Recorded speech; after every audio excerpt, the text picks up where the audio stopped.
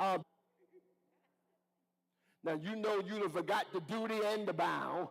You ain't never prayed for them. When you ought to learn, and this been my new thing, sometimes you got to learn how to take a moment. If somebody asks for prayer, pray for them right then and there. And don't pray in silence, pray in an open.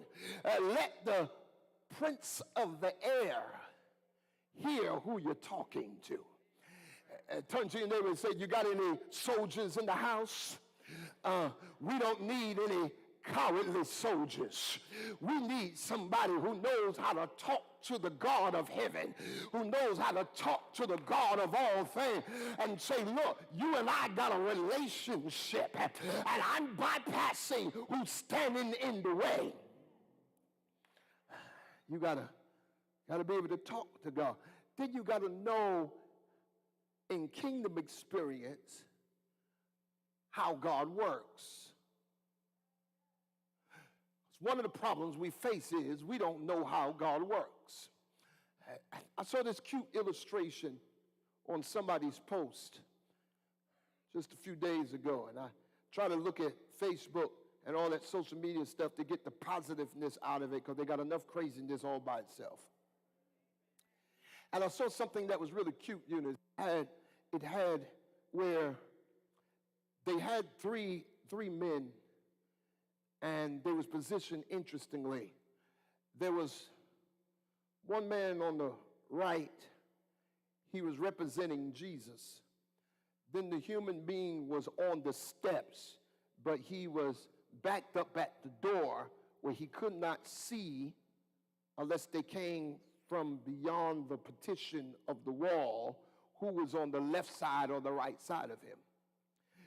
Who was on the left side of him was the enemy. The devil was on the left side. And this young man came out of the apartment building, and he was coming down the stairs, and Jesus stopped him.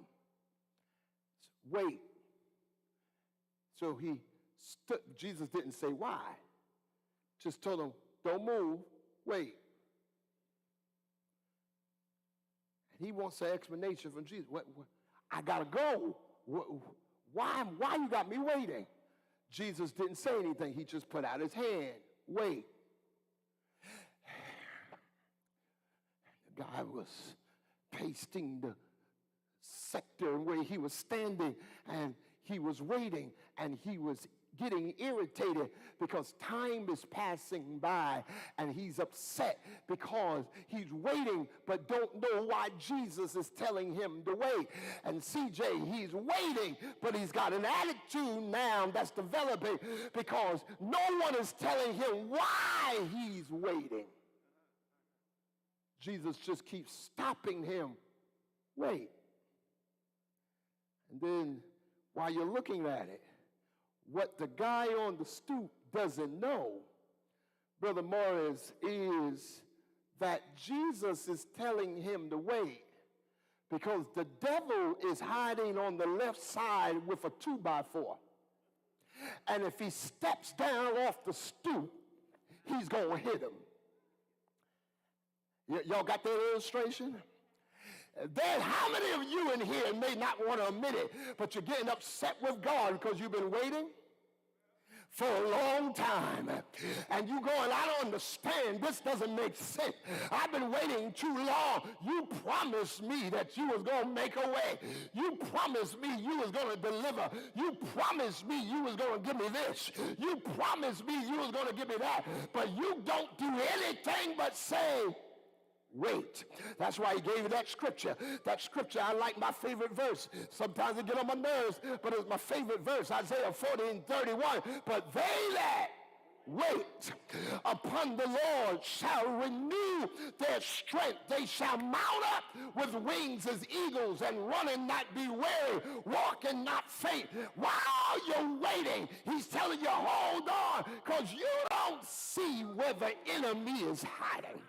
You don't know what the enemy's trying to do next, but Jesus knows. And when you get past being religious and step into kingdom experience, you'll learn how to wait. Learn how to wait. Learn how to wait. Jesus is teaching them by this experience, but the religious leaders does not get it. And now I get it, Deacon Stallworth, why the religious does not understand it. Because religion does this. It is easier for one in religion to look at somebody else's issues than their own. That's easy. It kind of comes with the territory. Bishop Jakes made this illustration. It kind of comes with the territory of, he pointed out how he can see everybody in the choir stand. He can see everybody in the audience. He can see outside. He can see this place, that place. But the one thing he cannot see is himself. I see you, and you see me. But you can't see you, and I can't see me. I got to depend on you to tell me how I look, and you got to depend on me to tell you how you look. Tell your neighbor and say, that's scary. My sisters and brothers, we can't see ourselves, but the parallel is in religiosity. It's easier for us to point out somebody else's situation. The spotlight, when it's on somebody else, we can point at them. There you go.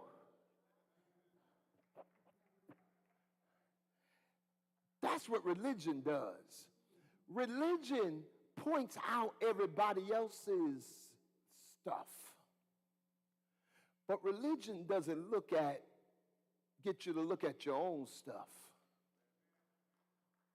Y'all know how many of y'all was raised in church? Show of hands. Raised in church. You know you got, there's a